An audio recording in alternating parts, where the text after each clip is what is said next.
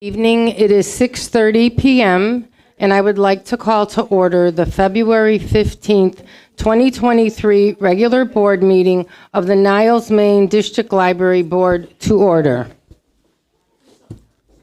Will everyone please be seated? Standing is not allowed in the meeting room. Thank you.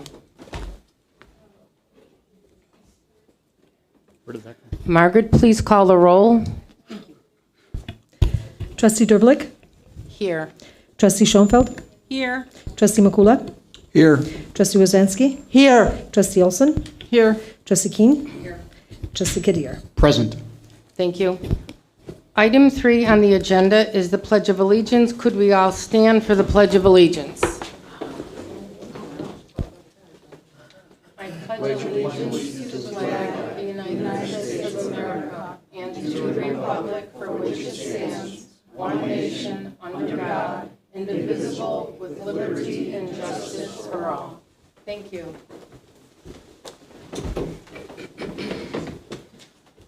At this time, I will reiterate the rules for our board meetings.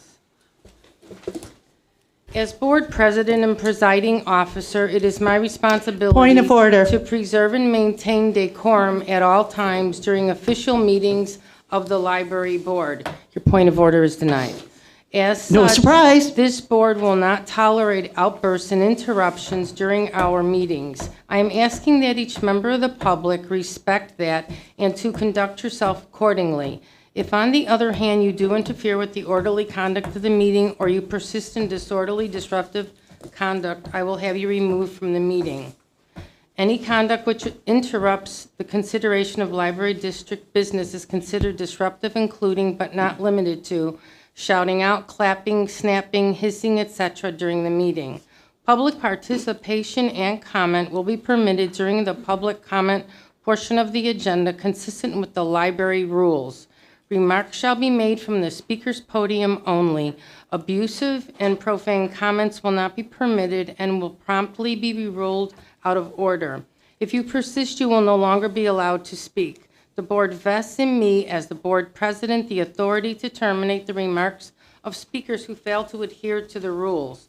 Individuals addressing the board must at all times adhere to the library policies and other rules as may be necessary for the efficient and orderly conduct of the meeting. All public comments shall be addressed to the board as a whole, and no comments shall be addressed to individual members of the board, library staff, or other members of the public body. Thank you. I would like a copy of your rules that you just read, please. Okay, the board welcomes public comments, and to avoid any misunderstanding, I would like to clarify. No comments shall be made using individual You don't have to trustees' repeat names it. It just or would like a adjectives copy of it, to please. describe an individual trustee or no individual trustee officer's title or any other creative ways to single out individual trustees. These comments will be ruled out of order. Any person who violates the policy will not be able to continue. Acceptable terms to address the board as a whole are the board of trustees, or trustees, plural, are permitted by policy 3.27. And also, according to OMA 5 ILCS 120, the Open Meetings Act, any person shall be permitted an opportunity to address public officials under the rules established and recorded by the public body. So those would be the rules that I keep reading to all of you. The rules that we do not have a copy of, and we Cindy? have asked you multiple times to please give us a copy so we know what our rules are. Okay, Thank you. please read your policy. Cindy, please The call policy I first- don't have? Cindy, please call the first person for public comment. Elliot Osherman, Excuse me, Mr. Osherman. Trustees, we were all given a policy and procedure manual. Please refer to it if you don't recall the policies. Thank you. Cindy, could you please find this particular rule she's reading so that I can have a copy of it, or where it's located so I can find it quickly? Thank you. I'll see if I can give you a hand with that with some information. Good evening, Board. This is Elliot Osherman. As usual, I'm addressing the entirety of the Board with my comments tonight. As usual, I provided the Executive Director with copies of these comments so you can follow along. And I begin with my declarative sentences. I will neither be silenced nor interrupted, nor will we, nor will the community. I will remember this, as will we, as will the community. And I will vote on April 4th, if not before, during the early voting process starting March 20th, as will we, as will the community. Some quotes from famous people. 1, George Orwell regarding liberty. If liberty means anything at all, it means the right to tell people what they do not want to hear. 2, from President Harry S. Truman. If you can't stand the heat, get out of the kitchen. And also from President Truman, the buck stops here. Now let's talk about blatant disrespect to the library's own rules and bylaws and policies. I FOIA'd the policy 3.27 about public participation and comment at board meetings. Large copy. Adopted on March 20, 2019 after discussion in the board meeting of January 16, 2019. Limits to the policy are 5 minutes per participant. Speakers may provide written copies of their concern and or pre-prepared copies of his or her public comments to the board prior to his or her public comment session. Requests to append written statements or correspondence to the meeting minutes will not be favored, as meeting minutes are a summary of the board's discussion and actions. Board members will generally not respond to comments from speakers.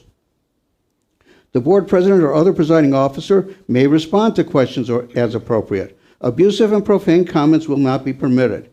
There are no other adjectives here about restricting comments. The words sarcastic and disrespectful are not in the printed policy. I read the bylaws, policies of the library. There's nothing else in there about rulemaking capacities. I FOIA'd the procedure for changing rules, bylaws, and policies, and the only response I received was that a majority of 5 is needed to change policies. Since I can't determine how Carolyn Dibrick, more on this reference in a moment, thinks she has the power to unilaterally change the rules or enforce them at her whim to provide an efficient and effective manner for running the meeting, I would remind her of Mr. Hans of the Public Access Committee comment on Kathy Toy's complaint about being ruled out of order for merely mentioning the names of the officers or their respective positions. He made it very clear that the public can indeed make references to specific individuals, public officers, or members of the public body. Precluding such comments is a violation of the First Amendment. Reminder, board, your oath of office calls for defending the Constitution. During the consideration of the changes to policy 3.27 in the meeting in January of 2019, the president, Karen Diamond, indicated that the library's attorney had reviewed proposed changes. During that meeting, the then executive director, Susan Dove-Lemke, specifically asked if that meant that personal attacks were allowed. She was told by the then president the proposed changes would allow personal attacks. Then that board turned to the issue of questions from the public and how or whether they should be answered.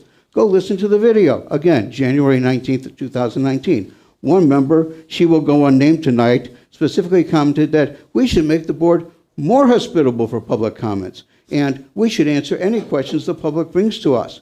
Adjectives describing restrictions were reduced to 2, abusive and profane. If your president, presiding officer, she who cannot stand to hear her name mentioned, cannot stand criticism, sarcasm, disrespect of her person, she should get out of the kitchen. I look forward to voting on April 4th, if not before, as I am keen on reclaiming our library. Thank you. Thank you. Pam Wolf.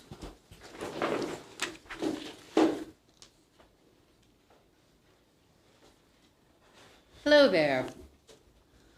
So, a few months back, 1/7 of the library board, or 1/6 at the time, requested that policies be reviewed about what the board would do in case of censorship, book challenges. And as of yet, a discussion of censorship, book challenges, and how the library board intends on not allowing censorship and book bans has not been discussed. Now, why am I bringing this up? Well, you see, because last board meeting, it was revealed that 2/7 of the library board seems to be pro-censorship. They seem to be anti-First Amendment because they will not allow their names to be spoken. They will not allow their names to be insinuated at. This is a violation of our First Amendment rights. This is very important. This is, as Mr. Osherman said, something that you swore an oath. So 2/7 of this current library board are oath breakers. So I know that I intend to vote on April 4th or before to vote out the oath breaker, Joe McCullough, and I call on the oath breaker, Carolyn Derblick, to resign or to repudiate censorship because only dictators, fascists, and the similar are pro-censorship. Thank you. Thank you for your comments.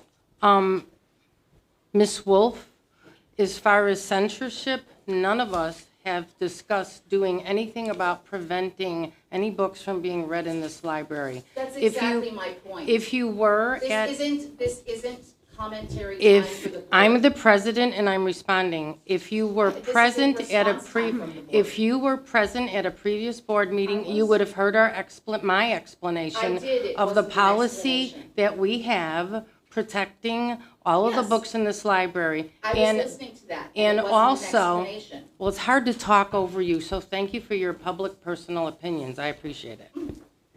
Truth hurts. Thank you. David Sutherland.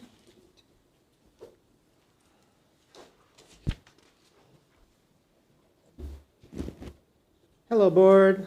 My name is David Sutherland, and my pronouns are he, him, his. Wow, it's really great to be addressing a full and complete board. This is really unusual, so thank you for that. Feels good. In the past 2 years, since Carolyn Derblick, Olivia Hnusiak,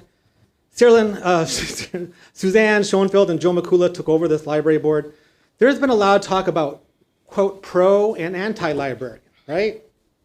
Now, I don't know anybody in our community who admits to be anti-library. We can only deduce that by their behavior. But the act of judging between the two is fraught with bias.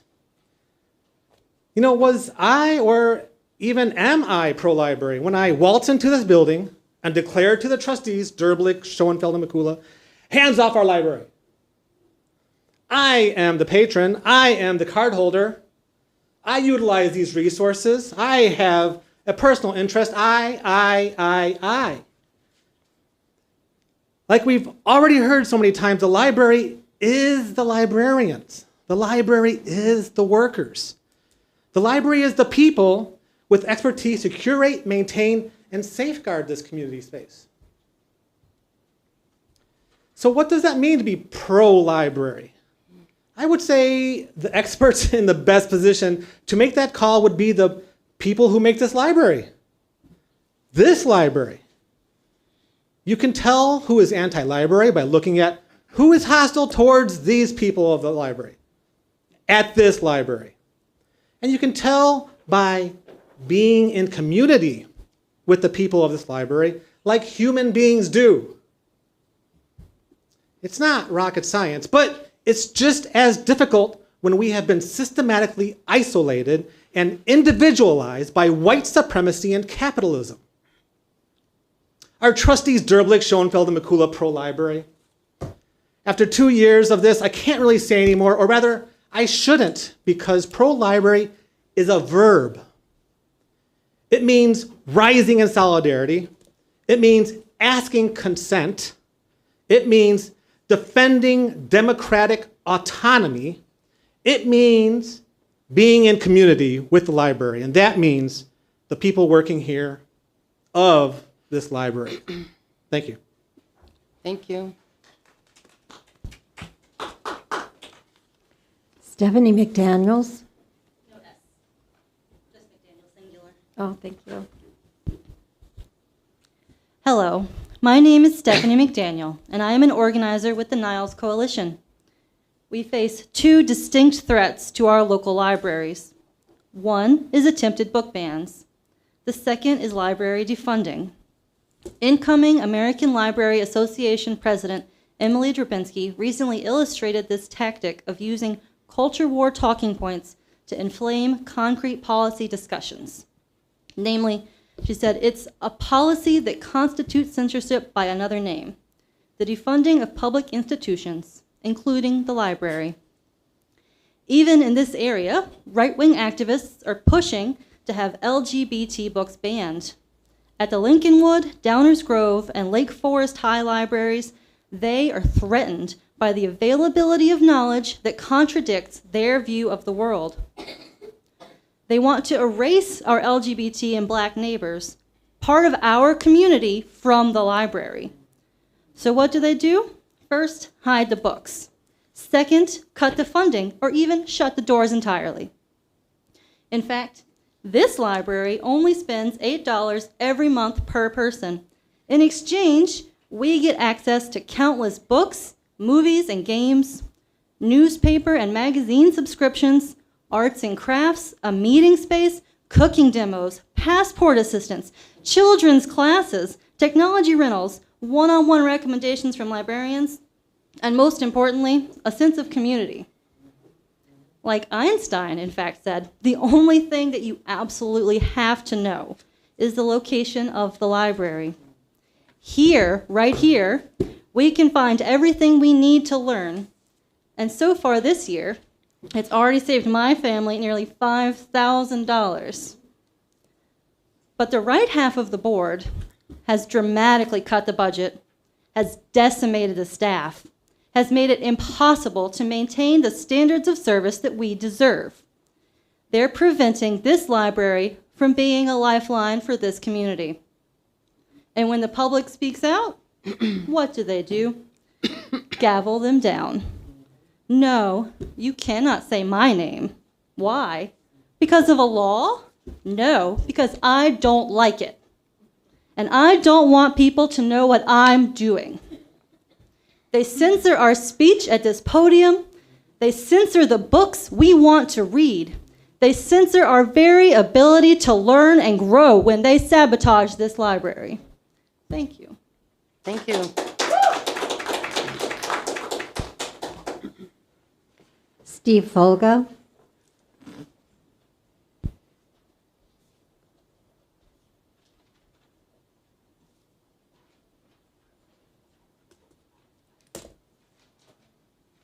Please excuse me, I've been presenting all day today, so my voice is a little bit hoarse. Good evening, and thank you for the opportunity to comment today. My name is Steve Folga. I've Can lived you in Niles. speak, tilt it up or something? It's hard to hear you. Okay, is this better now? Much. Thank you. Okay. So I've been in Niles for over 20 years, and so my comment today concerns the lack of reading materials at our library written by foreign authors. We talked about LGBTQ authors. Now I'm talking about foreign authors. It's been stated repeatedly at the different meetings that we've been at that 40% of our population is foreign people who have come from other countries. 19% of them are Polish. 19% speak Polish at home. That's me and my family. We speak Polish at home. But if you look at the book selection of the reading materials written by foreign authors within our library, you'll see there's a very limited. And I'm hoping that somewhere along the way it could be immediately expanded to include more authors, more books by foreign authors. As an example, if you go, there's only a few dozen books written in Polish. A few dozen. Much less books in Italian language. Out of the thousands and thousands of books, there's only a few in foreign language. What does that mean? Last year, 2 books in Polish were bought at this library. 2. 19% of the population and only 2 books. Another issue is that many of the books in this library are actually American literature that's been translated to Polish, Italian, and other languages. What does that mean is that books by well-known Polish authors such as Henry Sienkiewicz, Czesław Miłosz, Richard Kapuscinski, and other well-known authors who were on the list to become Nobel Prize winners in literature are are absent here at the library. And so Polish-speaking friends of mine don't come to the library anymore. There's no books. If you're only having 2 new books per year, why come here? We just don't ever show up. We have to buy the books. So you might buy books for other people, but it's not for foreign speakers. The other thing is that, to me, I think that the current library book selection committee process is considered xenophobic, racist, in fact, because what it is American literature that's being, the assumption is that American literature is better than anything else, better than any literature from any other country in this world. And so we get to have translations of books by Stephen King, Danielle Steele, and those are the books that we get to have, but none of them actually from Nobel Prize winners here at this library. That has to change. So the Illinois Public Library Trustee Manual states that the library board has the opportunity to be able to change that. You have the ability to be able to adopt the library collection policy, and you can delegate this responsibility to others. So what I'm talking about, given the current flaws of how the books are selected here, I am proposing that you, library board, establish a book selection committee, including both the library staff and the public. What this would do is that they would work together to satisfy the diverse needs of library users and identify literature of interest to our foreign language community. What's the outcome of this? Well, what's going to happen is that more people will be interested in the library. People like myself, people who read Polish books, will come here. There's no reason for me to come here otherwise, right? I can't. Why? It doesn't make any sense. It will respond to our community in a direct manner. You're talking about one portion of the community. 40% of our community is not being addressed at this point. And what this would do is correct the longstanding policy of providing American literature in lieu of meeting the information needs of our diverse community here in Niles. Thank you very much. Thank you. Thank you. Robert Botello. Good evening, members of the board. My name is Roberto Botello, and as a resident here in Niles, often visiting the library, I find that the staff here often find themselves doing multiple jobs and not able to adequately attend to the patrons' needs. I've experienced that personally, so I stand before you to inform you that continued discussions need to take place, and not just the discussions, but actual actions to increase the staffing here. Staff here need the support, need the funding. Clearly, the library needs additional resources in terms of human resources to get bodies into the library. I would prefer not to experience a situation where my needs aren't met or other patrons are not met.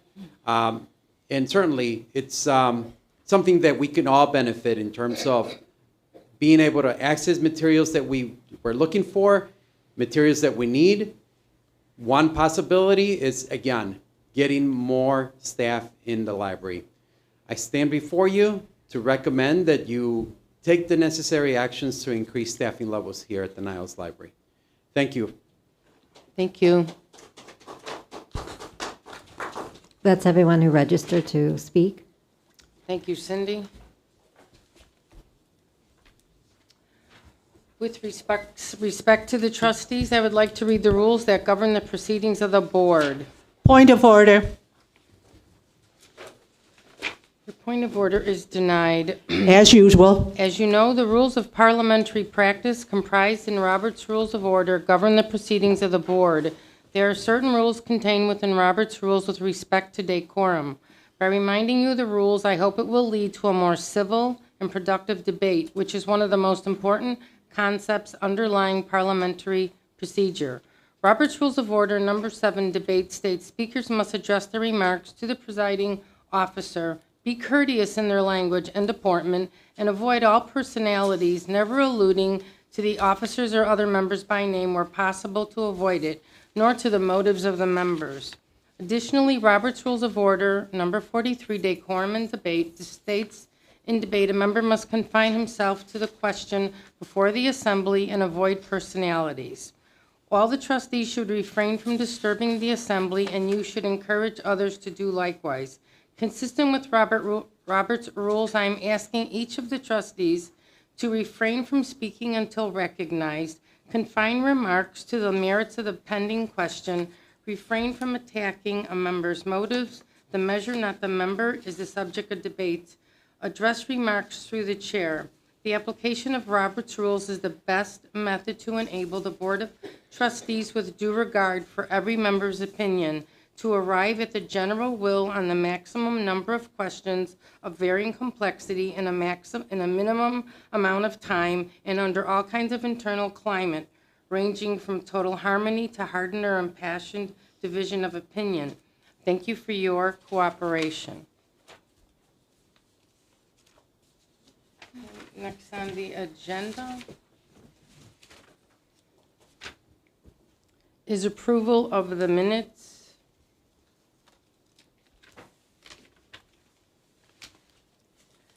Do I have a motion to approve the minutes of the December 27th, 2022 special board meeting? I so move. Second. Okay, we now have a movement and a second. We're open for public comments. Trustee McCullough, any comments? No comments. Trustee Schoenfeld. No comment. Trustee Rosansky. No comments. Trustee Olson. Nothing. Trustee Keene. No comment. Trustee Kadir. No comment. Thank you. Margaret, please call the roll. Trustee Derblick. Yes. Trustee Schoenfeld. Yes. Trustee Makula. Yes.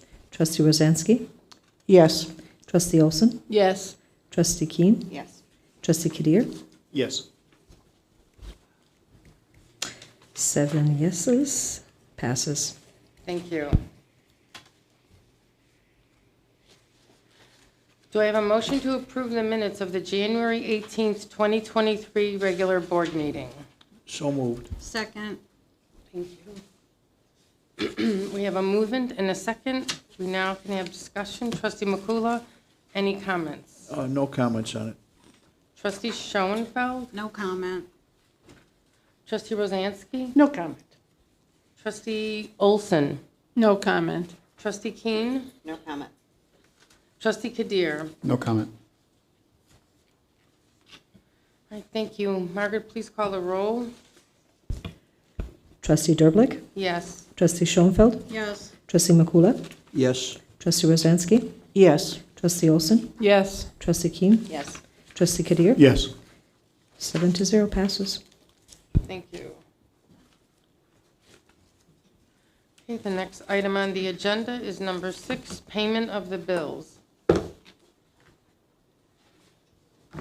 Do I have a motion to approve operating expenses of $205,502.00, payroll expenses of $207,736.23, for a total monthly expense of $413,238.24. So moved. Second. I move to amend the total monthly expenses to include the $8,345 for the Clark Hill invoice dated 1/27/23. Second. Who seconded? Thank you. Okay, Margaret, please call the roll. Wait, is it on the original motion or the amended motion? It's on the amendment. Oh, the roll on the amendment itself? Yes. Okay, got it. Trustee Keene, can you repeat the amount for me? Just to include the $8,345 for Clark Hill dated 1/27/23. Thank you.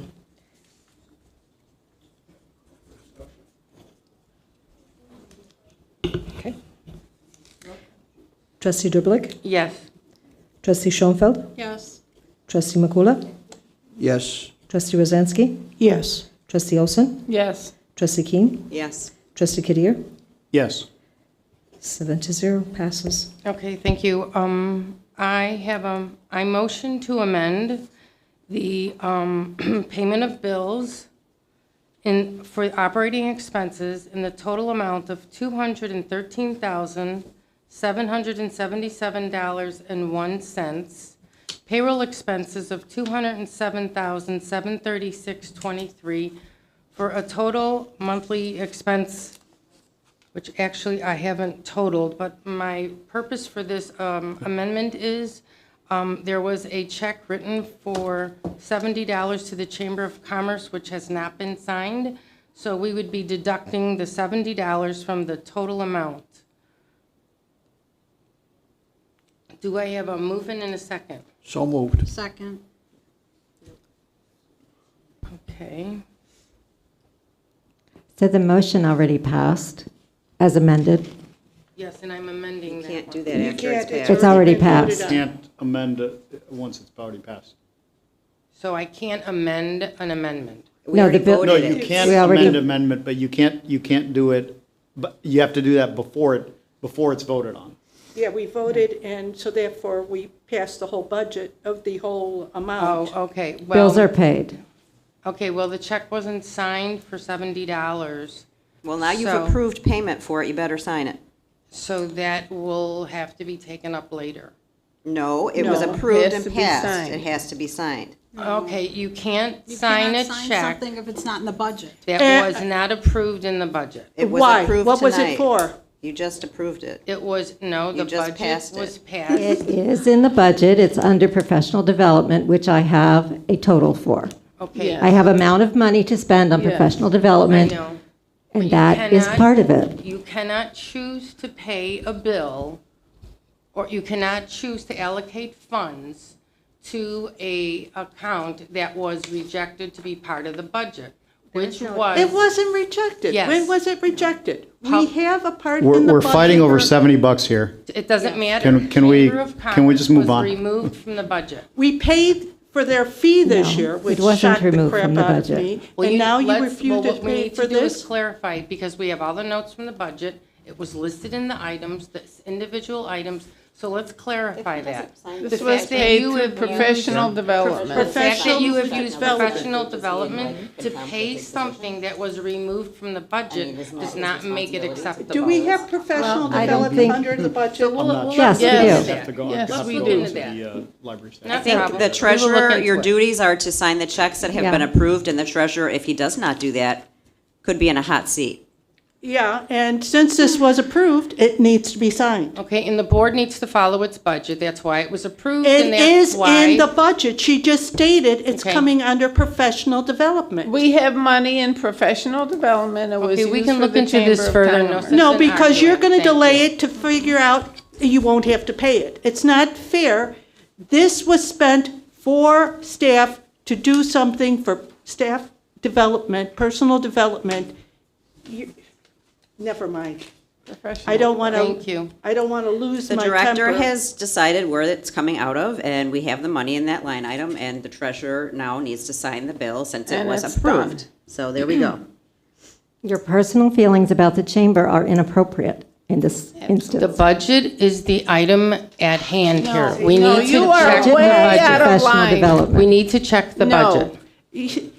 All right, and We can move check the on to budget, next it'll be item. there, so The let's next just item move on, please. On the agenda is number 7, Trustees Reports. So who's going to sign it? Oh, by the way, don't we discuss the bills? We didn't have our discussion. It's done. That's where we're supposed to It's bring done. forth any questions. No, we were supposed to bring forth questions we had pertaining Trustee to stuff. McCullough, do you have any questions about the bills? Pardon? Do you have any questions about the No. bills? We Kind of did. slid right That over it. particular bill was for 2 library employees to go and listen to the mayor's State of the Village speech, which would leave us shorthanded 6 working hours here at the library in prime time. And the information the mayor's going to give in his speech is going to be, Mr. Rob is going to have it published in the journal within a short period What of has time. that got to do with anything? That's his discussion about the bills. So it's his right to talk about whatever he wishes. Well, I thought didn't we pass this already? yes, we did. So So the real discussion cost mute. is probably around $300 in staff costs and plus the luncheon. Thank you for your opinion. Well, just total it up. Yeah. All right, thank you, trustee Schoenfeld. It was not allocated in the budget. But, you know, Trustee Rosansky? I would like to pass at this time and let my fellow board members bring up their things, and I'll talk afterwards. Thank you. Trustee Olson? I thought it was passed already, so anything we say now is mute, as far as I'm concerned. Pertaining It's to that passed particular subject. about the bills. Pertaining to the payment besides of the the bill. fact that this is in the budget, it is under professional development, and that's exactly what it was. So I don't understand your thinking, except that you have a grudge against a certain organization. Thank you, trustee Keene. And a grudge against professional development for our librarians. But my only other comment is that there was a charge. There was a $741 charge to Clark Hill for our president to try and prove that our special meeting was unlawful. I just wanted everyone to know what a waste of money that was. Oh, yeah, but you won't give 70 for chamber.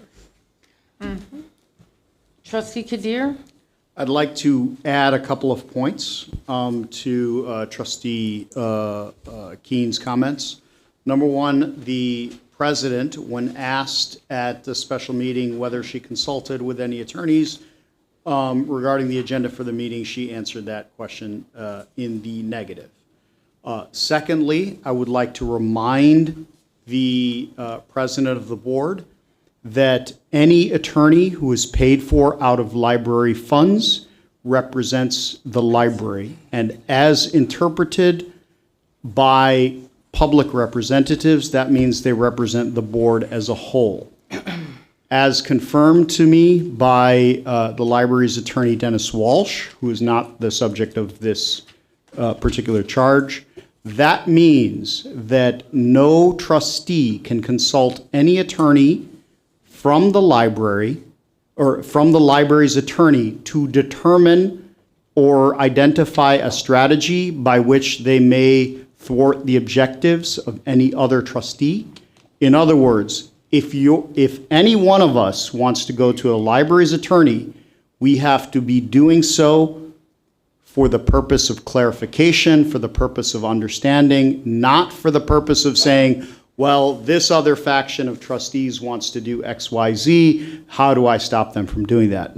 Moreover, any attorney who advises, and I have this confirmed with Illinois Attorney Registration and Disciplinary Commission, I have confirmed that any attorney who would be advising individuals as to how to thwart the objectives of their client, the library as a whole, and as represented by this board as a whole, that attorney would, they can't say definitively, but would likely be violating their ethical duties to their client, namely the library. So I'm going to remind all of the trustees on this board that if we are talking to an attorney, we are not talking to an attorney for the purpose of thwarting the objectives of any other trustee. This is not a strategy session. You want to have a strategy session, you can hire your own private attorney. If you want to talk about things that pertain to the board of the whole, then you can consult the library's attorney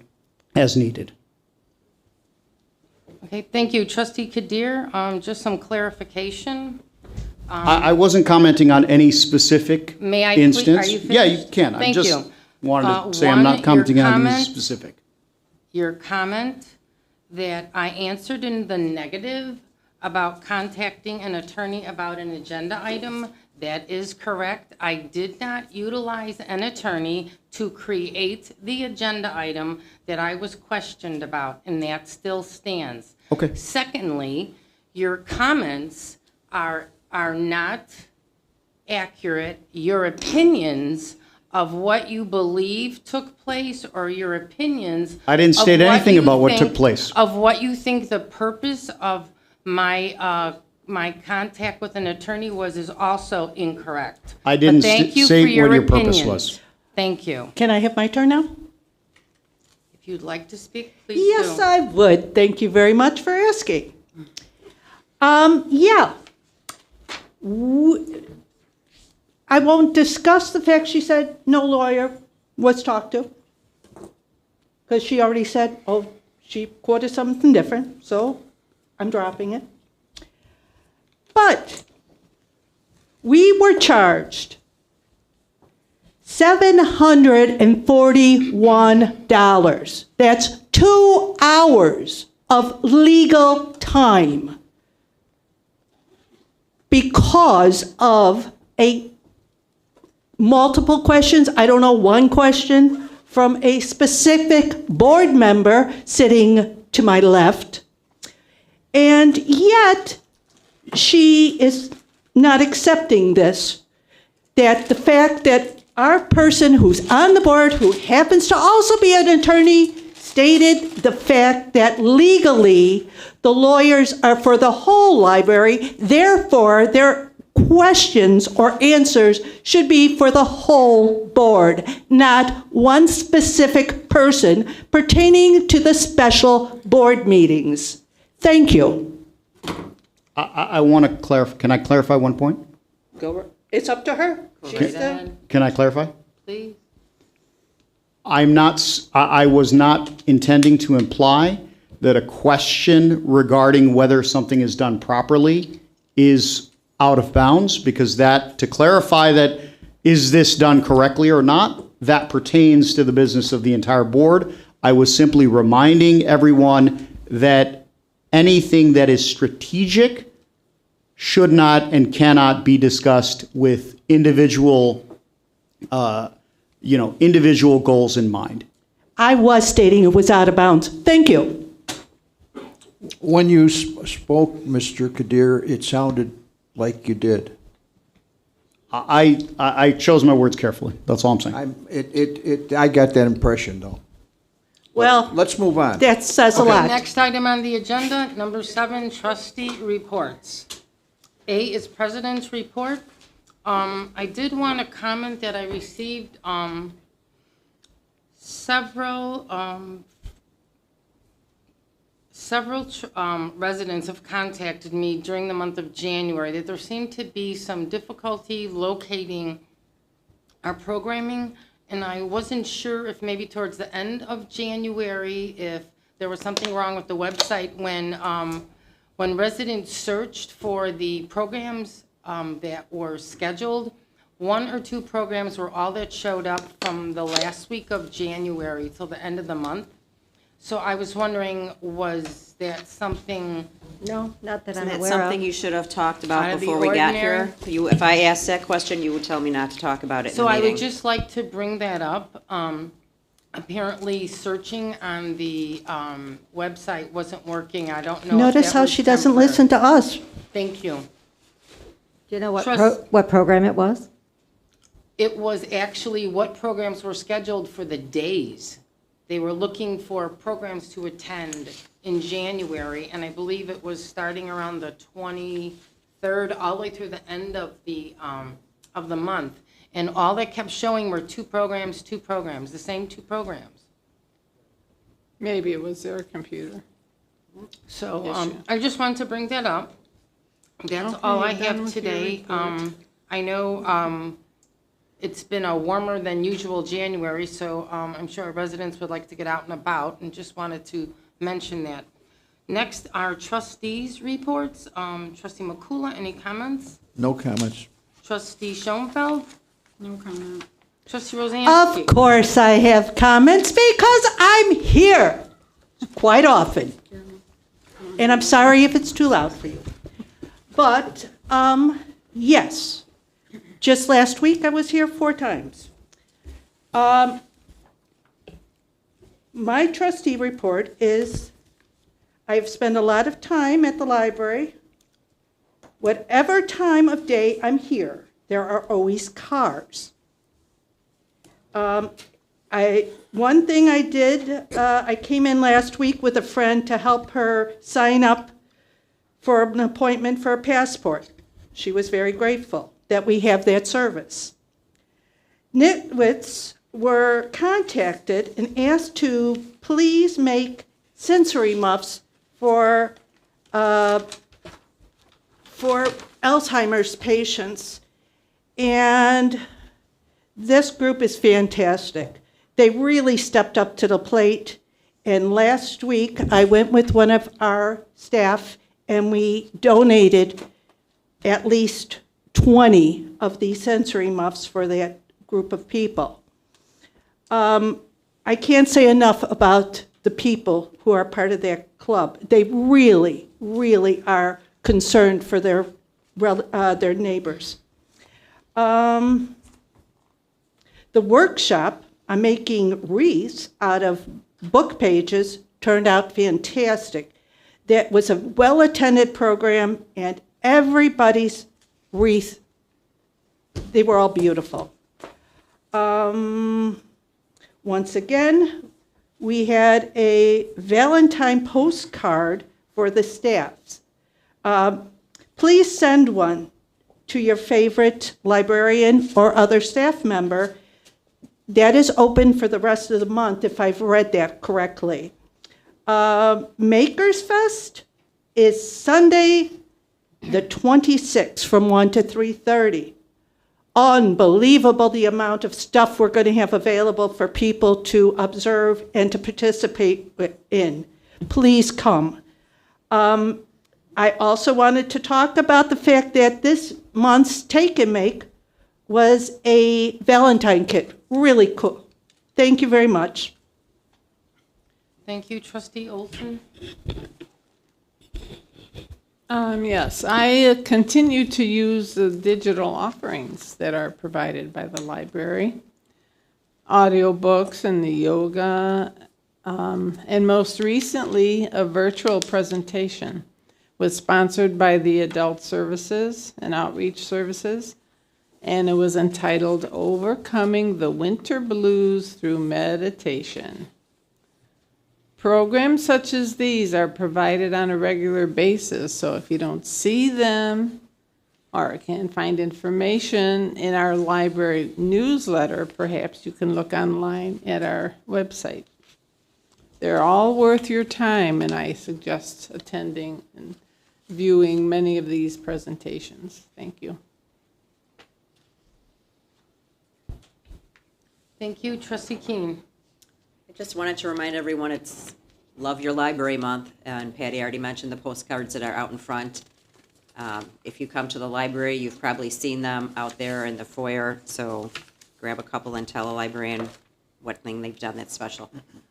I appreciate everyone at the library. Thank you.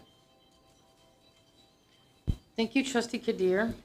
I just want to say thank you again to all the library staff. They're doing an incredible job, understaffed.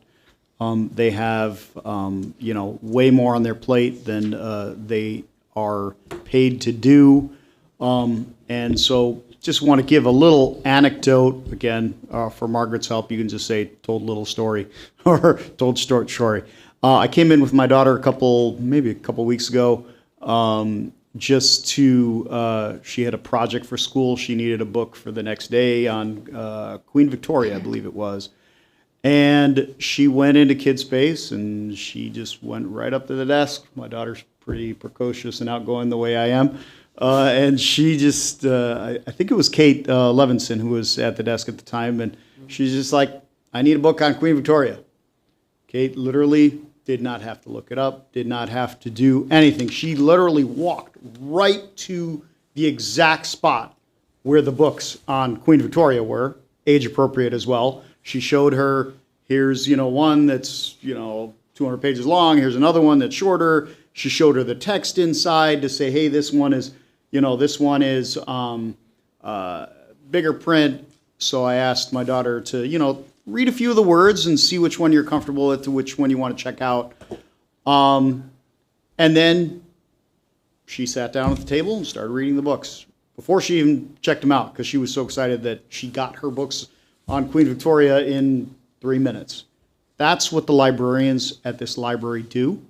We need more of them. I do want to address one comment, the comment made by Mr. Folga about having additional materials in other languages available.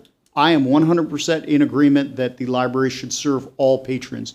If 20% of the population is indeed from a certain ethnic background and is looking for certain resources, then those resources should be available. But I want to add that we have a limited amount of staff and we have a limited amount of budget, and the only way to get those additional resources to become available is to budget for them. So those are my thoughts on some of the happenings. I just want to say that with the previous library director, the Polish community provided $500 to buy Polish literature here at the library. We haven't seen it. So, I mean, we've heard a lot of talk.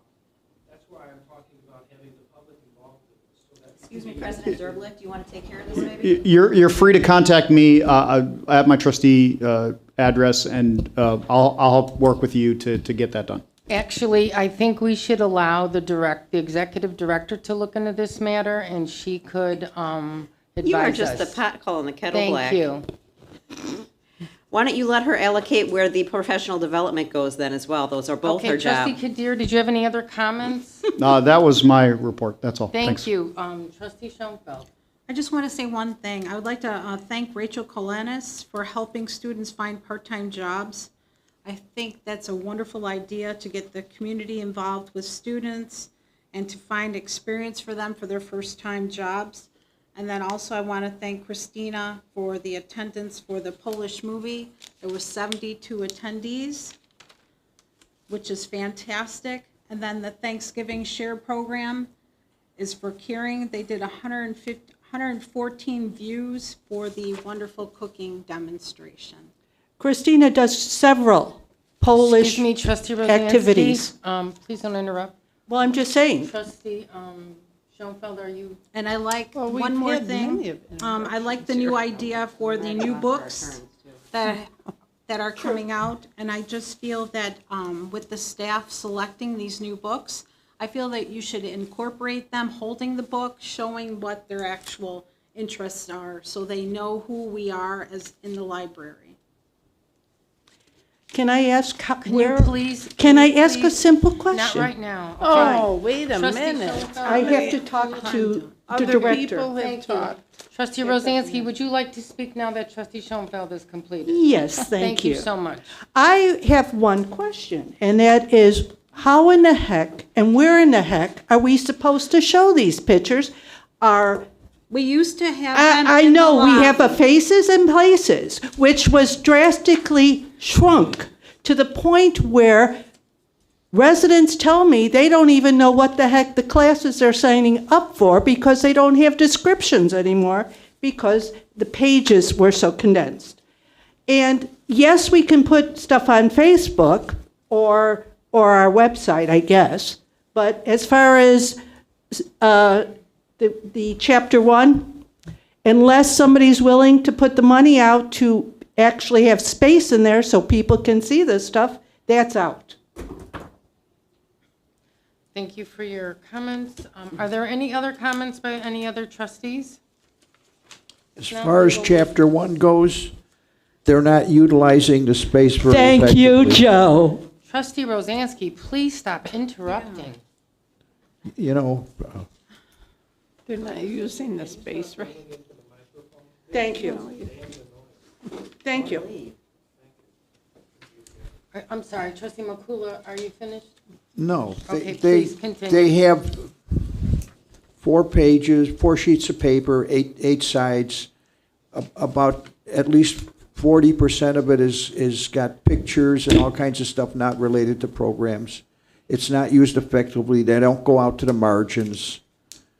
Now we have. It could be all of what they need to do can go in that space. There's just too much fluff in there.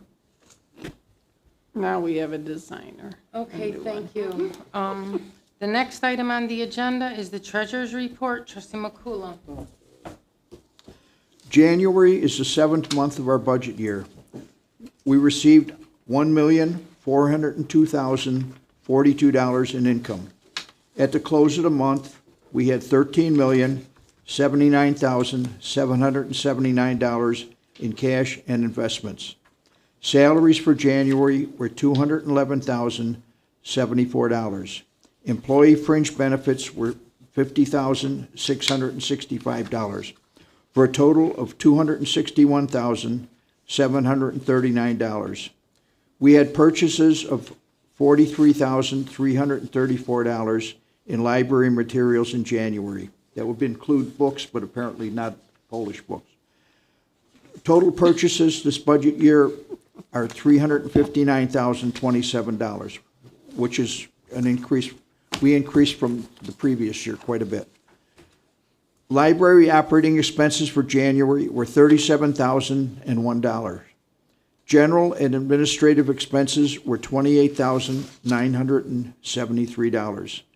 Utility costs for January were $7,233. Building and equipment maintenance was $14,652. Total expenditures for January were $410,182.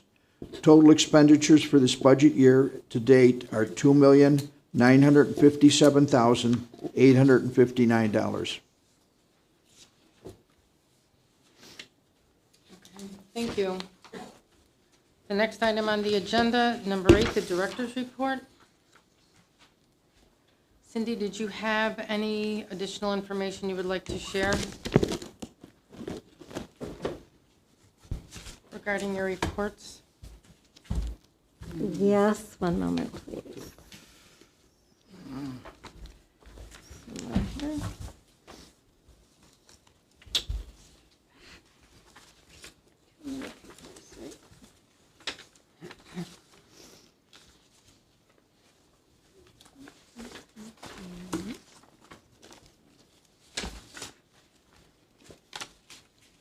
I just wanted to mention the roster that was on your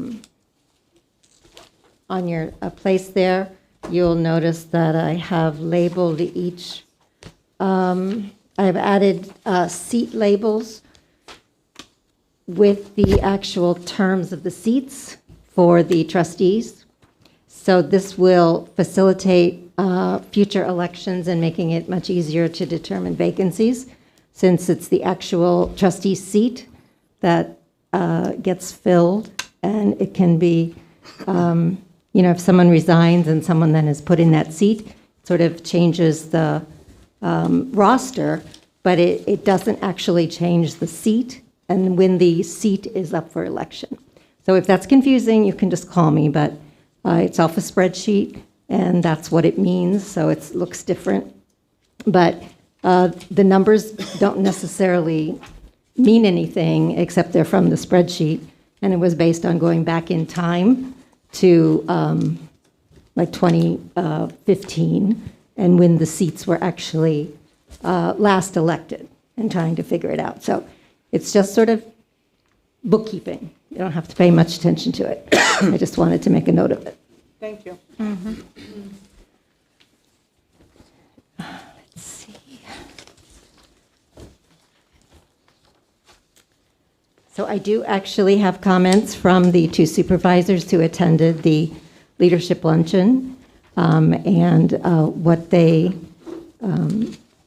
felt the value of that was for them. So I will share some of their comments. It was an opportunity to network with business and community organizations to get an update of to give the people there an update of the services that the library provides.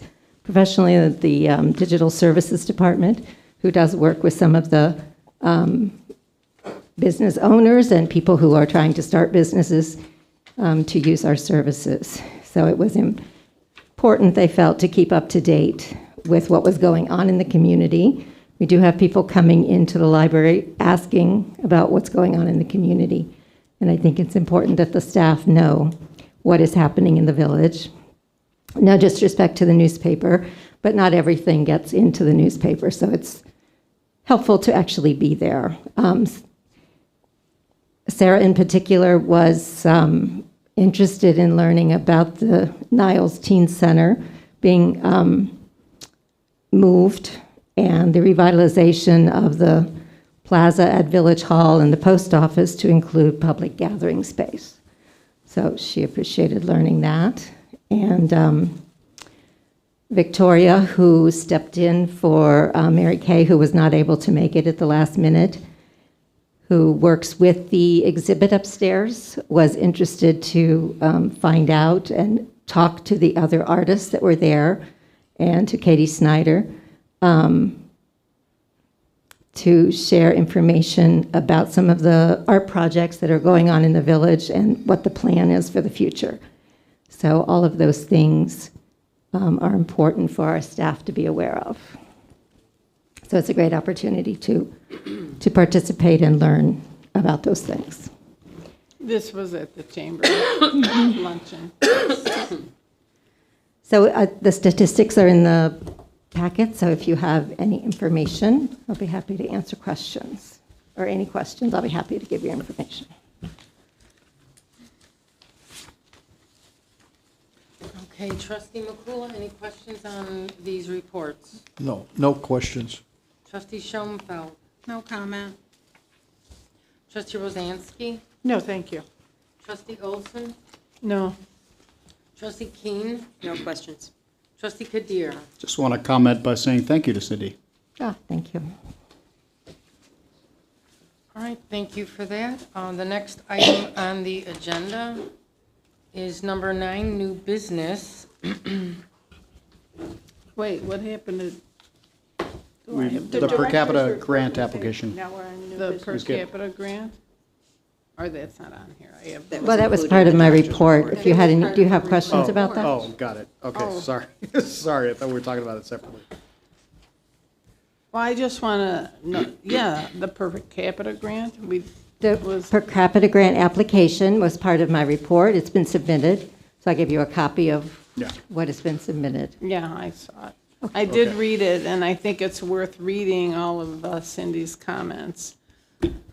Talking to the rest of the trustees, it's really worth it because it does kind of highlight what she thinks we need in the future and what we hope to do with the grant money. You're always asking where is the money going, and this is just one way to find out. Yeah, so it's all based on this, Yes. each chapter in this book is a checklist, and I had to go through and review each chapter and make notes about discrepancies between the Illinois standards for library. So it's based on, it's their grant, it's their standards, it's. Okay, thank you for that. The next item on the agenda is number 9, new business.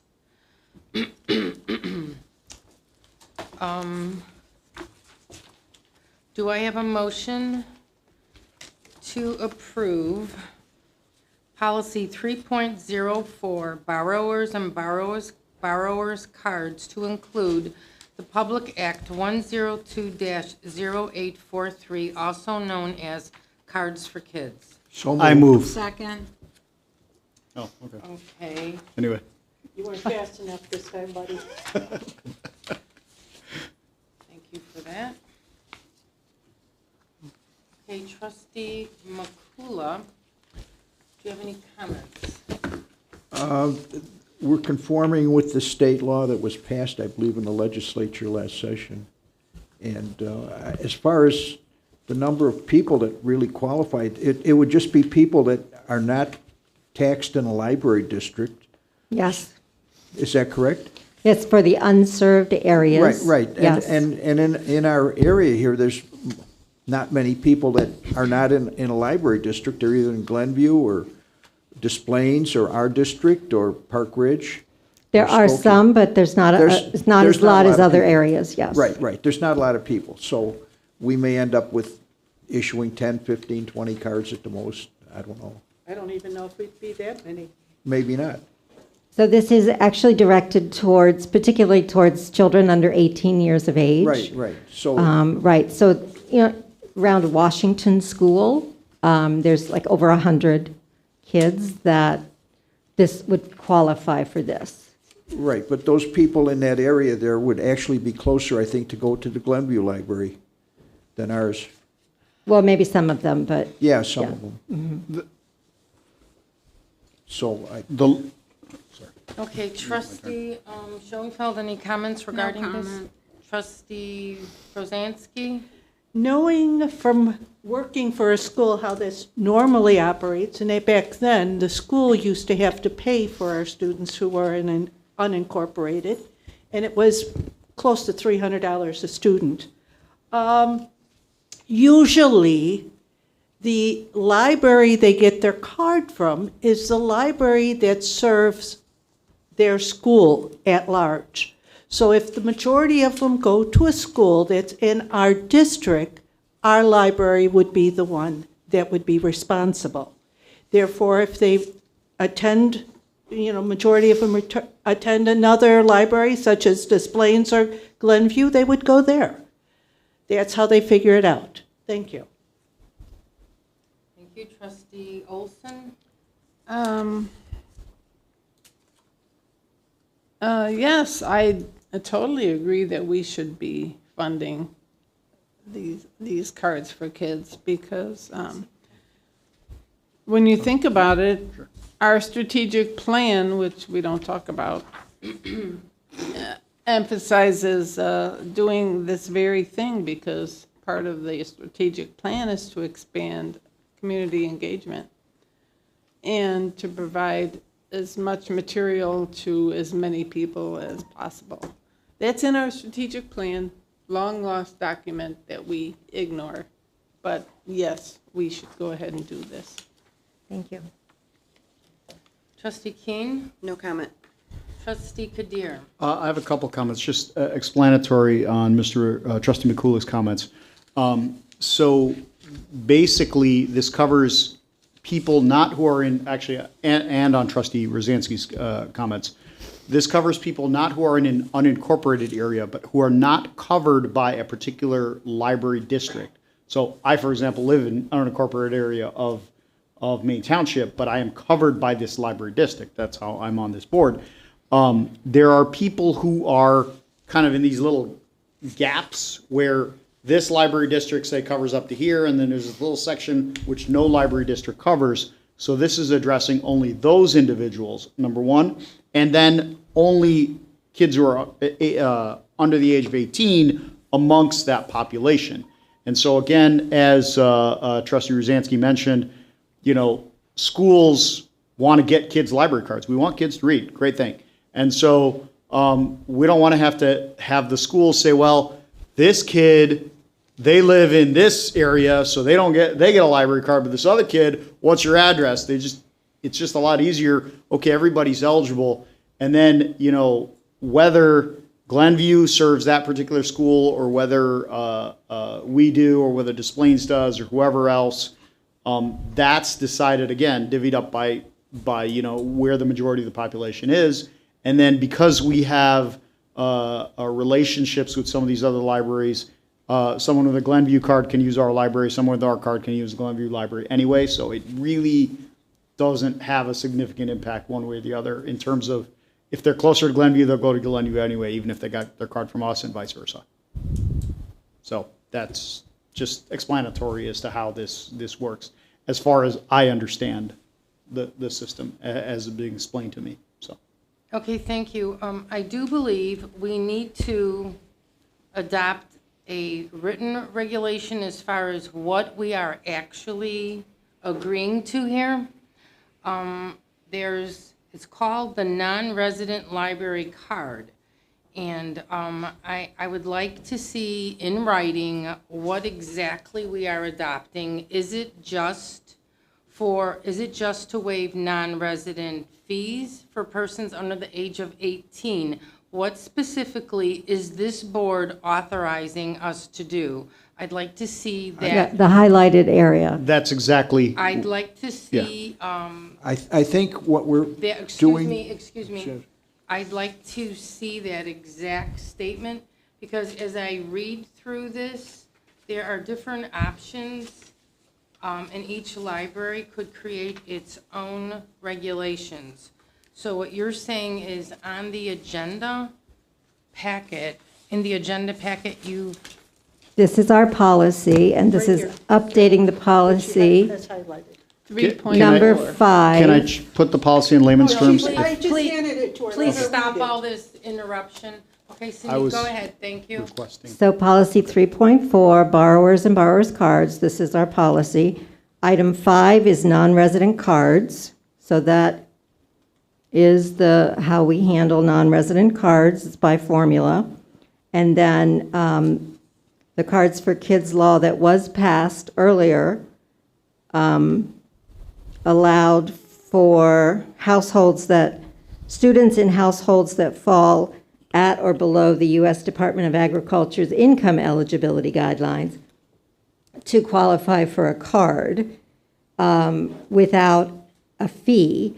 The new law that was just passed removes the low-income eligibility requirement and just allows any child under the age of 18 to have the fee waived. So that is what the board is voting on, And to we have a accept motion that. So on the the table to current vote law- on it.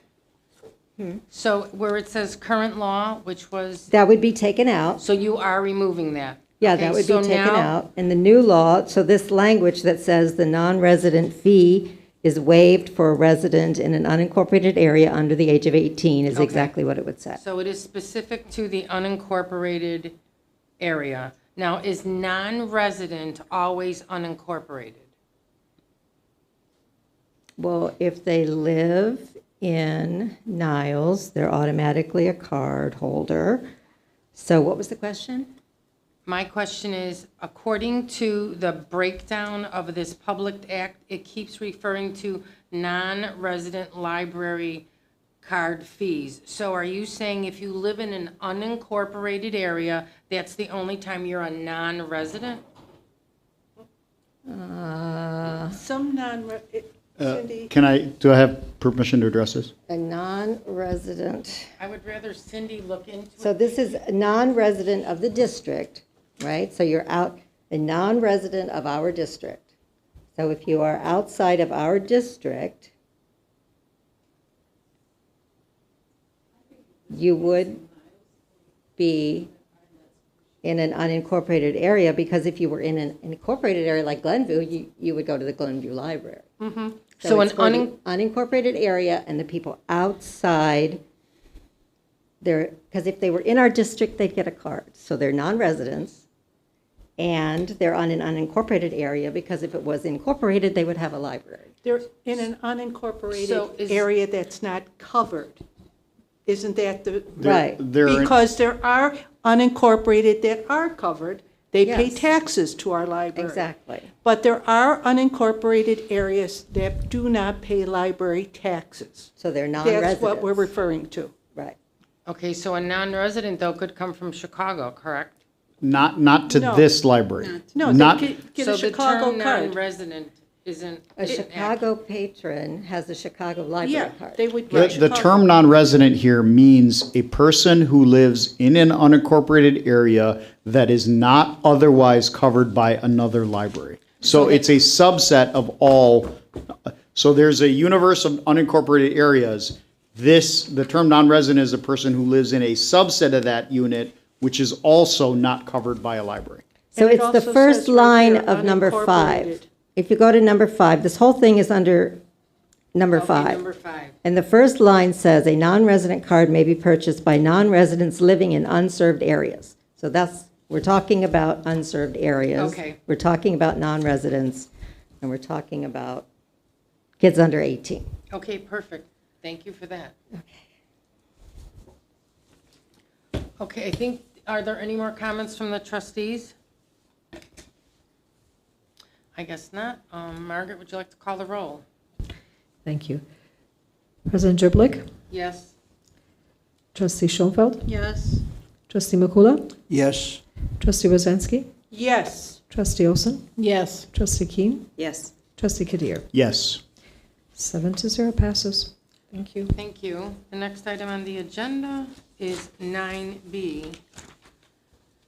Do I have a motion to approve the engagement letter from Lauterbach Amen for the annual audit for the year ended June 30th, 2023 in the amount of $10,300? So motion. Second. Thank you. I'd like to make an amendment. I'd like to amend it to read as the previous agenda that came out on Friday read. So when you have to go back, Margaret, just look at the Friday agenda, but I'll read it for the record. It says to approve an engagement letter from Lauterbach Amen LLP for the annual audit for the year ended June 30th, 2023, with 6 months' time for approval of the years ending June 30th, 2024, and June 30th, 2025, in the amount of $10,300, $10,600, and $10,900 respectively. Second. Okay, so so that particular motion language is not acceptable to Lauterbach and Amen. They do not want to wait 6 months. So it's either, the option is either 3 years or 1 year. The 6-month delay Okay. is not acceptable to Okay. them, because this Let me- first audit will be over probably by 6 Can I months. amend my amendment then? Or how does that work? Yeah, you can amend. Okay, I would like to amend the amendment to read. Approve an engagement letter from Lauterbach and Amen, sorry, Margaret, LLP for the, I have to think about this one. So if you look on page 53 of your original packet, it would be the first sentence there. Thank you. Years ending June 2023, June 30, 2024, and June 30, 2025. But are those prices still? Yeah, Yeah. the prices are the same. All right, so let's see how we can word the amendment. Amend the amendment to read, approve an engagement letter from Lauterbach and Amen LLP for the years ended June 30th. For the annual audit for the years ended. For the annual audit for the years ended June 30th, 2023, June 30th, 2024, and June 30th, 2025, In the amount of. in the amounts of, Page 57. thank you,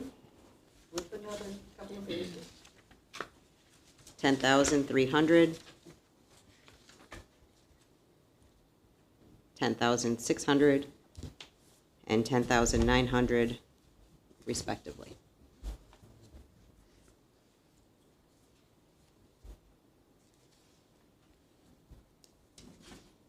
When you're done, Margaret, can you read it back? Let's have fun. Amend the amended motion, let's see, for the annual audit for the years ending June 30th, 2023, June 30th, 2024, June 30th, 2025. Let's see, was there something else? Yep. In the amount of, No private conversations. amount of 10,300, 10,600, and 10,900 respectively. I think we got it. Now, you amended the motion. Who second? I second. You second? Oh, thank you. You second. There's nobody seconded yet, right? So. I amended I second the amended motion. Exactly, Thank because you. Trustee Olson did for the original amendment. I That's just right. want to make sure. Thank you. Yes. Hot watchers watching and watch, as Dr. Seuss would say. So the amendment, just for clarification, is for 3 years Correct. of audit services with Correct. Lauterbach? Yep. Okay. All right, Trustee Makula, any comments? Well, they were willing to give us a 1-year contract that gives us more flexibility, so I thought that 1 year would be better.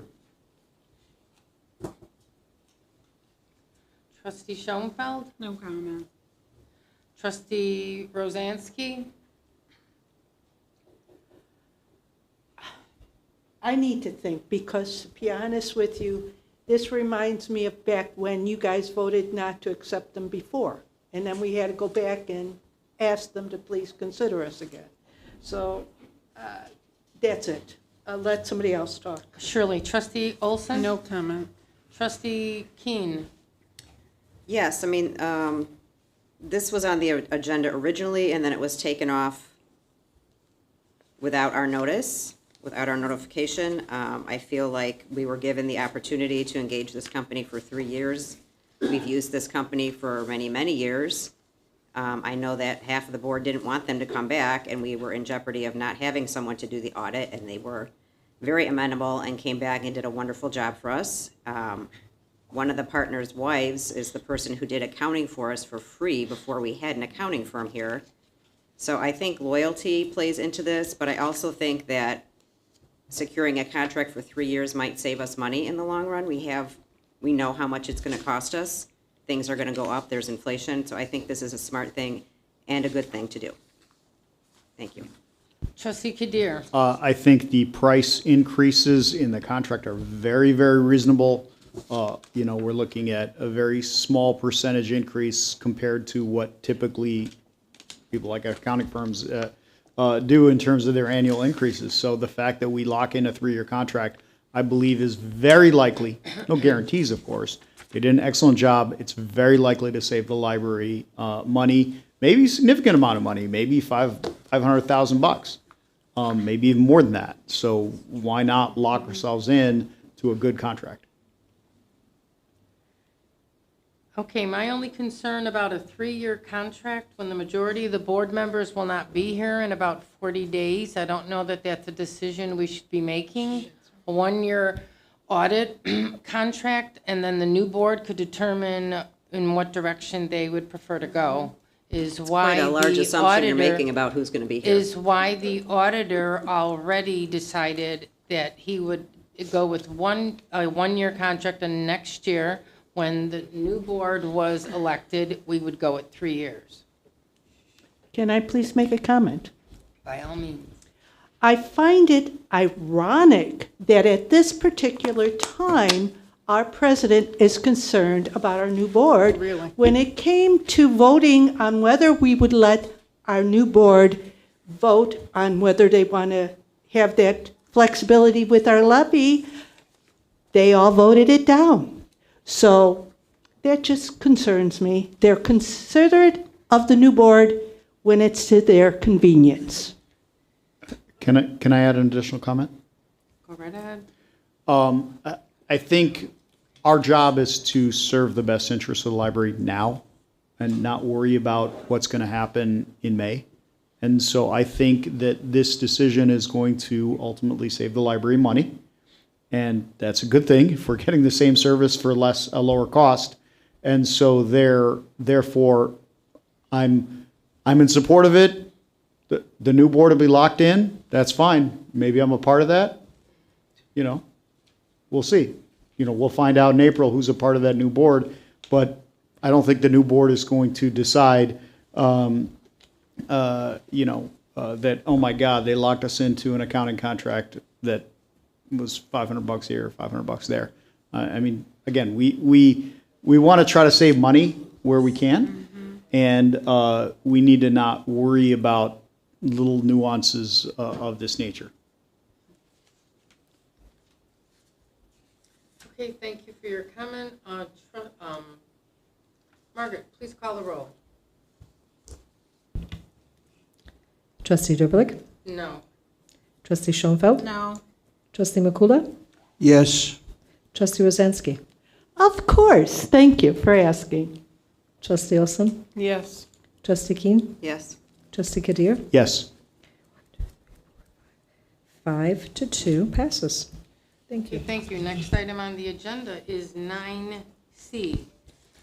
Do I have a motion to approve the closing of the library at 12:30 on Friday, May 5th, 2023 for staff training from 12:45 to 5 p.m.? I move. Second. A lot of second. Okay, thank you. Second was Trustee Rozansky? Yes, ma'am.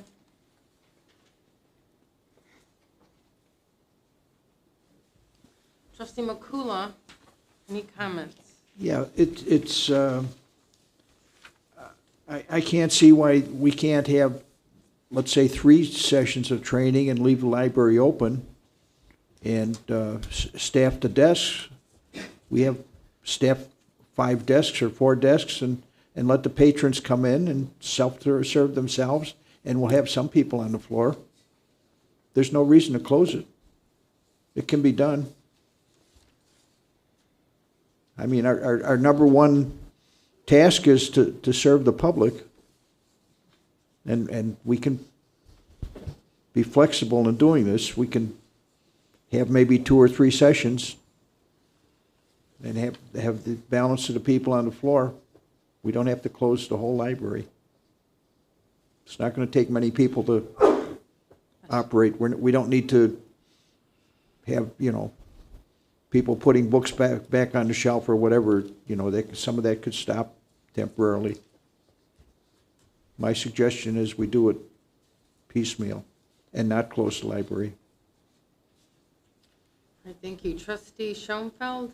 I agree with Joe. I think we should all take shifts in regards to actual training. Not everybody needs to be closed down the facility where patrons are our number one priority. All right, Trustee Rosansky? I don't want to be tempted to make comments that are inappropriate, so no comment. Trustee Olson? I think it's important for the whole community to gather together in one day, and it's only a half a day. I believe in the past it was a whole day, right? It was, yeah. yes. So I think easing into this half day is perfect for the staff to come together and just share ideas and learn new things, and I would like to see it happen this year. Thank you. Trustee Keen? Yes, I think that it's long overdue. I wish that it could also be for a whole day. By closing the library, yes, patrons are very important. We can't have a library without patrons, but we also can't have libraries without the staff. And over the last 18 plus months, the staff has been beaten down and worn thin, and they don't have the same opportunities that they used to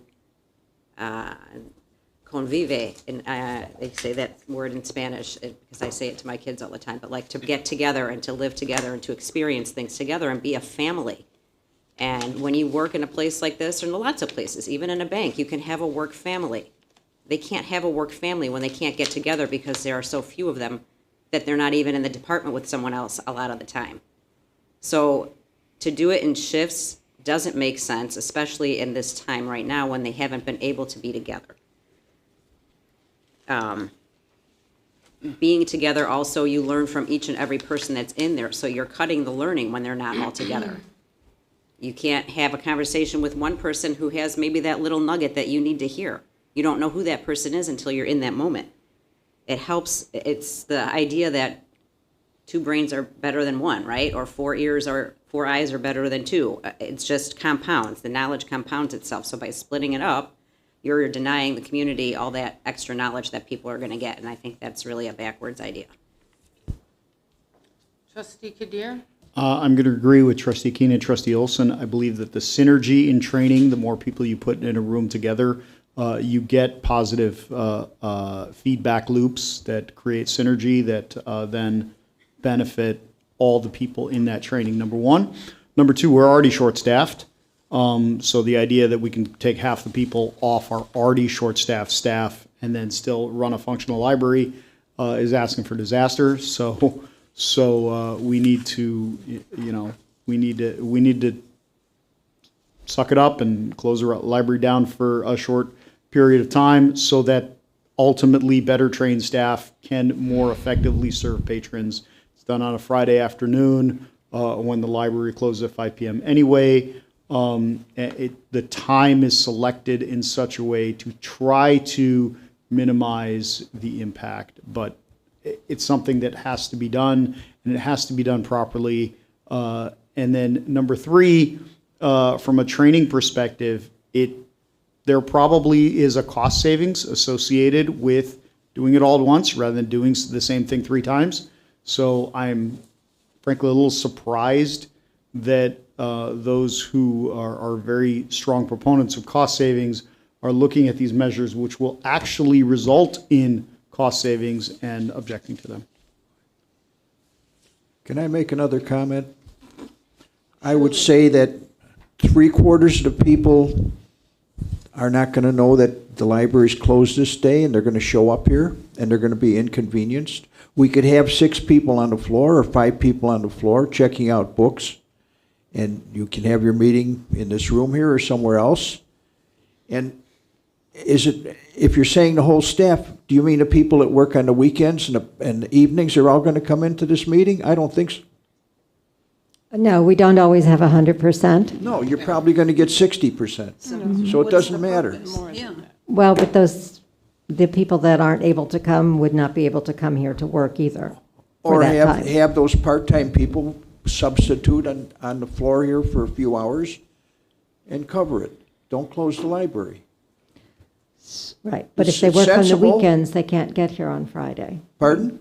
If they work on the weekends, they can't get here on Friday, so they couldn't. Well, if they work at night, or maybe we could have a few people just checking out books.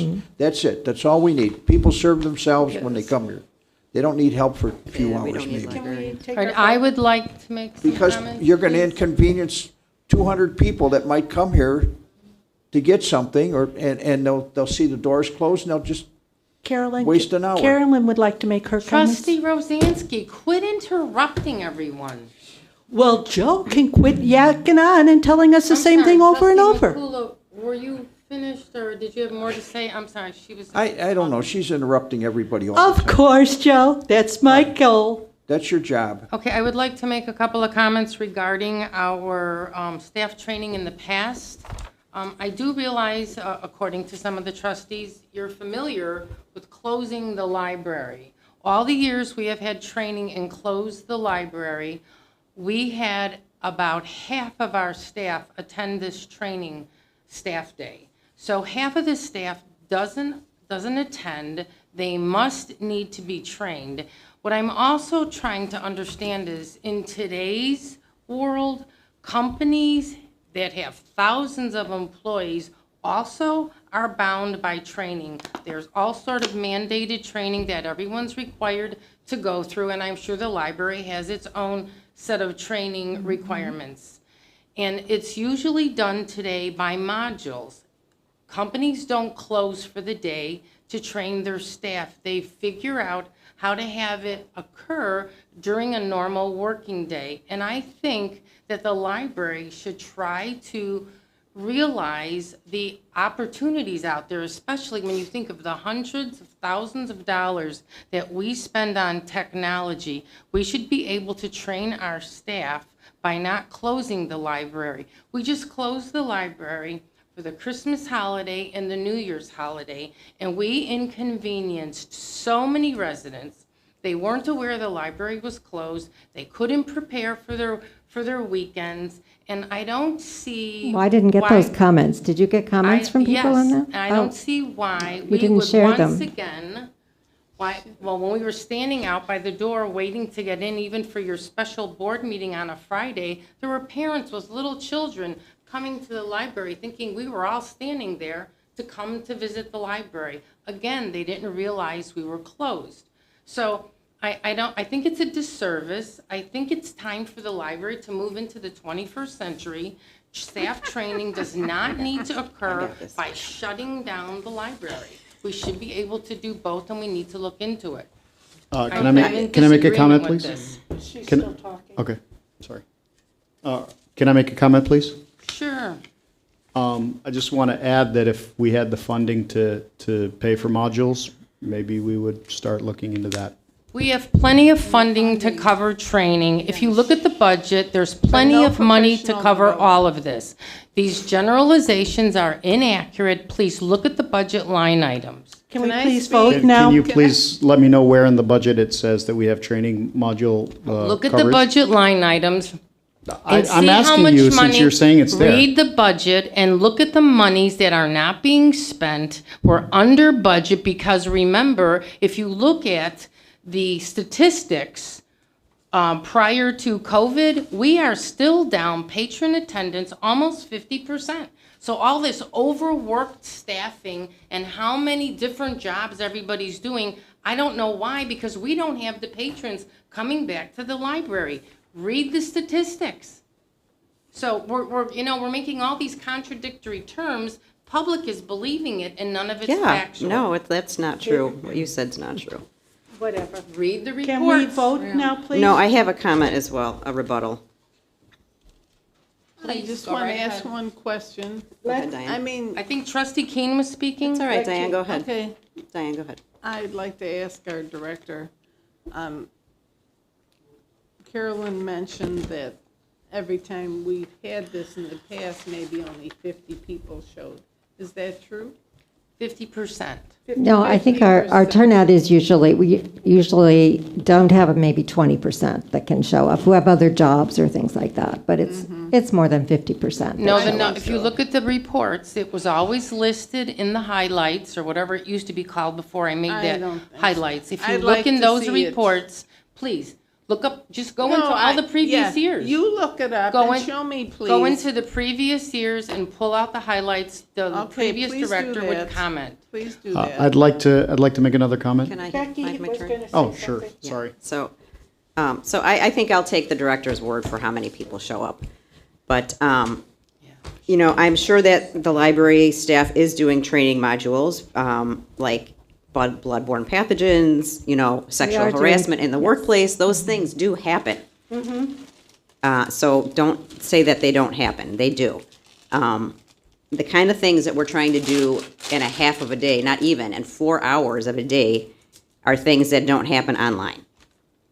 And just to point out also, we were closed for the holiday because the staff that's still here had to take their time off before the end of the year. So that was not like we were being extra nice to the staff by letting them have those days off. Those were their paid hours that they had to take off. So don't try and make that look like anything else. Also, just so everyone knows, this is something that lots and lots of libraries do. They have staff days all the time. I work at Des Plaines. We have 4 of them a year. We close the library at least 2 full days a year, and the staff comes and we do all kinds of training. It's not something that's like lofty and fancy that we're trying to accomplish here. It's something that the staff needs and that benefits the whole community in the end. Can I make another comment? Is it possible that maybe the director can think about this and bring this back next month and see if there's a possibility that we could keep the library No, there's a open? motion on the table. There's a motion. We should vote on our motion, please. So I have already considered it, and I have considered that we're closing after noon, so that people who come on their lunch hour to pick up materials can pick up their materials. So, I have done as much, as I can to accommodate the community. And I think that it's Friday afternoon, but we are open on Saturday.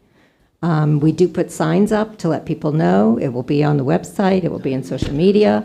So, we communicate as much as we can that the library will be closed. And, library work is, it's people work. And so it's very important that the staff get together and they talk and they share experiences, they share things that they've learned about the community. And, those are things that you can't just turn on a computer and engage with a computer to learn. It's a people business, and it requires face-to-face conversations. So Cindy, what you're saying, those interactions with staff cannot be scheduled and handled during a workday? Do you just not get it? You just don't No, get I it. do get it. No, because- you don't get it. Yeah, because. I believe I had because am requested a involved- comment. Because I I believe am I had involved, requested a comment. excuse me, because I am involved in such types of training all the time.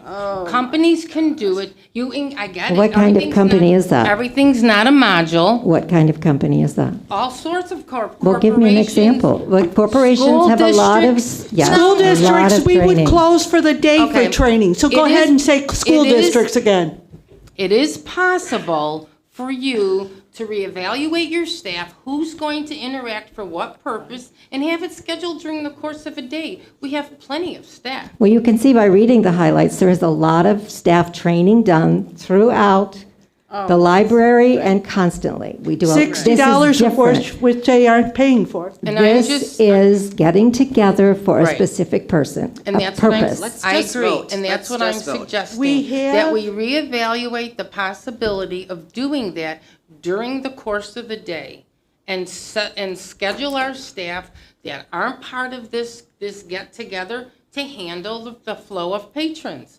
There has to be a way to do this. We can't President just Derblick, shut can we down. vote, please? There's We a have a motion on the motion table. on Let's the just floor. vote. Let's just vote because they have this do it on will a never holiday? convince them otherwise. There's a motion on the There's table. a Let's motion vote. on the floor.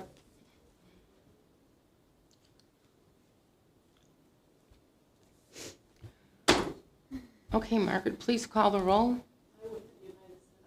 Trustee Kadir asked to speak. Do you still wish to? No. That's- Well, they're screaming to call the Okay. roll. Sorry, That's fine. they just I just drowned want to out. remind you, so we don't do He it wants to afterwards. speak, by all means, go right ahead. No, I'll pass. No, Thank you. please. I will take the roll. Trustee you. Derblick? No. Trustee Schoenfeld? No. Trustee Makula? No. Trustee Rozansky? Yes. Trustee Olson? Yes. Trustee Keen? Yes. Trustee Kadir? Yes. 4-3 passes. Good. Okay, the next item on the agenda is 9D. Do I have a motion to authorize the director to change the public catalog payment credit card vendor to Illinois Epay with deposit into our Illinois funds account? Motion. Second. Can I make Thank a you. comment about this? Please do. Okay, so I would like to actually sort of remove this until I can come back next month with more information. It's an evolving situation with CCS where they are, the contract that they are using for credit card payments inside the catalog. Several years ago, they voted that everybody will use the same vendor to do that. It is comprised through SmartPay. However, the libraries that have a lot of credit card transactions through the catalog have noticed that the fees were quite high. So they are looking at changing this, and so the contract with Comprise was going to end in February, but they got a 6-month extension. So we have a little bit of time where we can sort of look at this, because there are several choices that you can make. Not every library has to pick the same vendor. Initially, through the initial training, Epay seems to be the most economical way to go. And then more so if you actually deposit the funds into an Illinois funds account as opposed to transferring the money out to our bank account at Fifth Third, because there's a fee to do that. But again, we have a little more time now that they've extended the contract. So I would like to be able to provide the information to the board with regard to all of the credit card fees, because this, again, plays into, there's a lot of we have 3 different vendors in the building for credit cards, because we have credit card at the cash register, we have credit cards at the self-checks, we have credit cards online in the catalog, and we have credit card payments on the pay-for-print downstairs. So there's like 4 different areas, and so we just can make a decision about all of that, moving forward. So Would you that like would, me to withdraw my motion? Yes. Did Okay, you I have a withdraw. question? All I have to do is say I withdraw the motion. yes. Thank you. Done. Next item on the agenda Skip it. is 9E. Do I have a motion to approve the renewal of Communico Reserve, room and asset manager and schedule? Rails Group purchased 3-year agreement at a cost of $14,500 per year plus $827.40 one-time cost to prorate schedule renewal to contract period for a total cost of $44,327.40. So motion. Second. Thank you.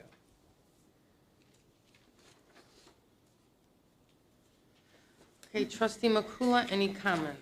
We've been using this before, I believe, and Yeah, the answer to your question is that the check is actually made out to Rails. It is a Rails group purchase, and the check is made to This Rails. is purchased from Communico through Rails, is that Right, correct? yes. Right, So we right. pay Rails. Right, okay.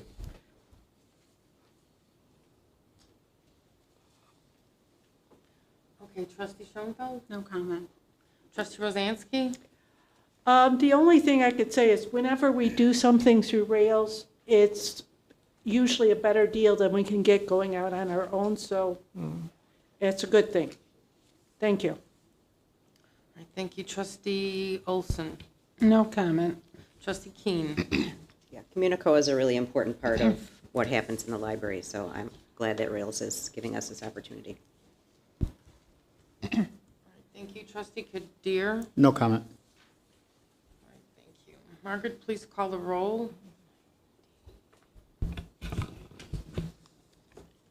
Trustee Driblik? Yes. Trustee Schoenfeld? Yes. Trustee Makula? Yes, Trustee Rozansky? Yes.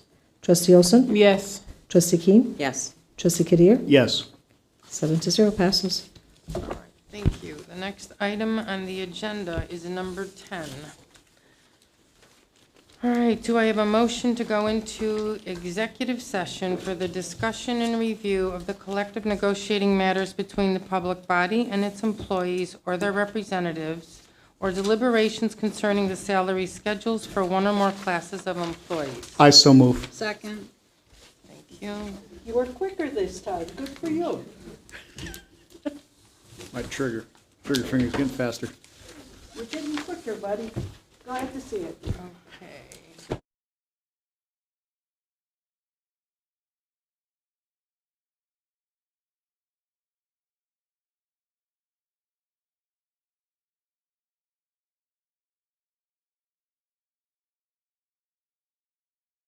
Yes, and then you state the time.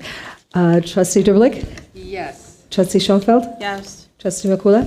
yes. Trustee Rozansky? Yes. Trustee Olson? Yes. Trustee Keene? Yes. Trustee Kadir? Yes. Okay, 7-0 passes, and the time is? 8:17 PM. Thank you.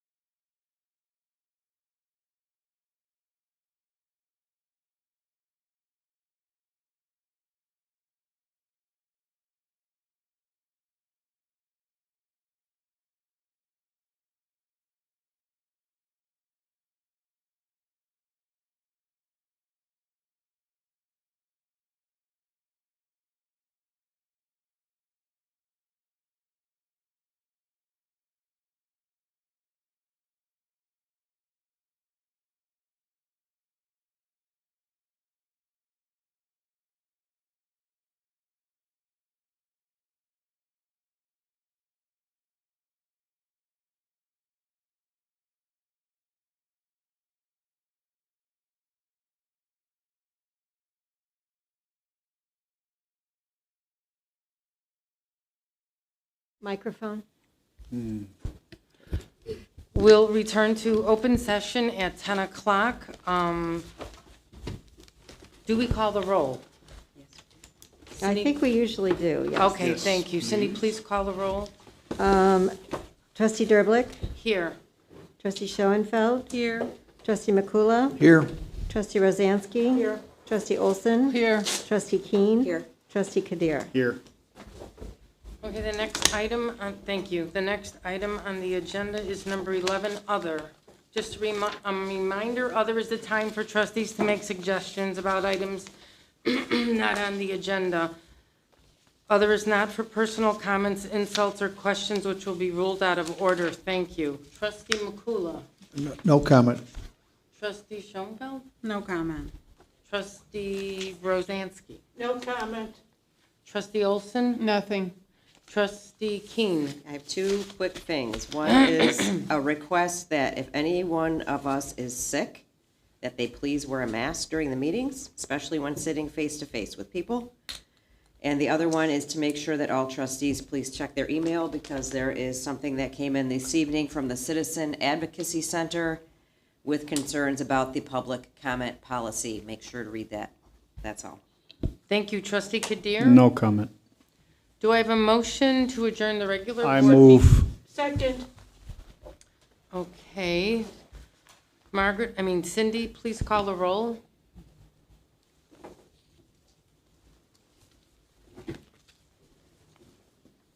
Trustee Derblick, Yes. trustee Schoenfeld, Yes. trustee McCula, Yes. trustee Rosansky. Yes. Trustee Olson. Yes. Trustee Keene. Yes. Trustee Kadir. Yes. Okay, the Motion regular carries. board meeting of February 15th is adjourned at 10:02 p.m. Thank you.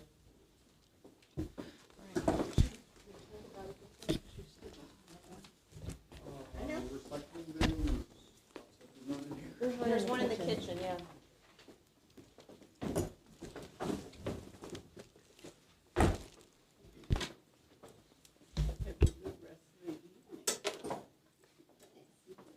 The rest of the evening.